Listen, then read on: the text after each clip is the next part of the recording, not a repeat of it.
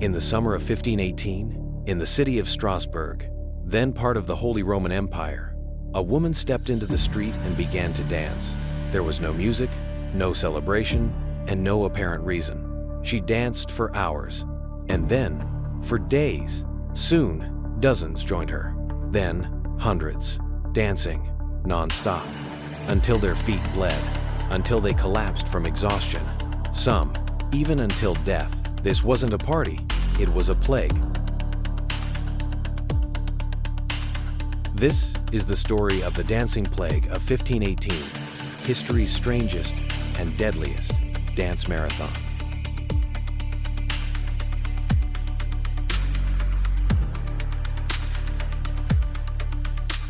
It's July 1518. The people of Strasbourg are struggling.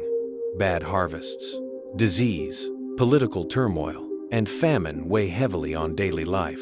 Tensions are high. Superstition and religion are tightly wound into the fabric of the city. And then, in the sweltering heat, a woman named Frau Troffea begins to dance in the street. At first, people watch in confusion. Maybe she's possessed? Maybe it's madness? But after a few hours, she doesn't stop. Not that day, not the next, not the one after that.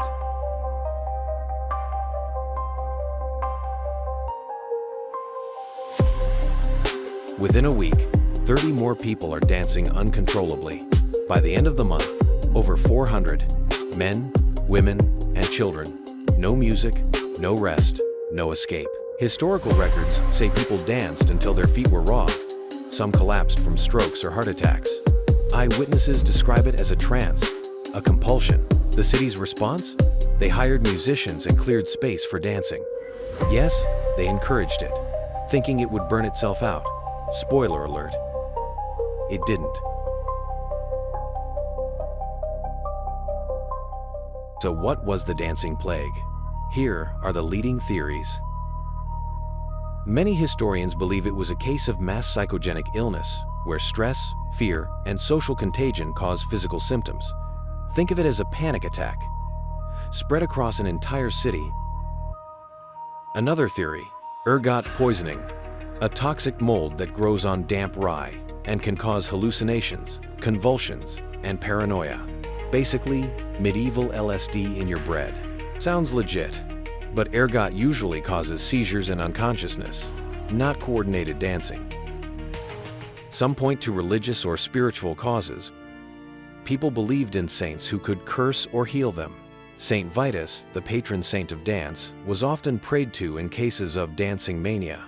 Could they have believed they were cursed or dancing to be healed? Maybe it wasn't one cause, but many. Malnutrition, disease, fear, superstition, and group psychology mixing into a perfect storm of madness. By late August, the epidemic faded. The dancers were taken to a shrine dedicated to Saint Vitus, where they were prayed for and purified. No one knows exactly how many died, but it was enough to leave its mark in the town's records and in history. The dancing plague has inspired countless stories, from medical journals to folk tales to pop culture. It's been the subject of books, podcasts, and even video games.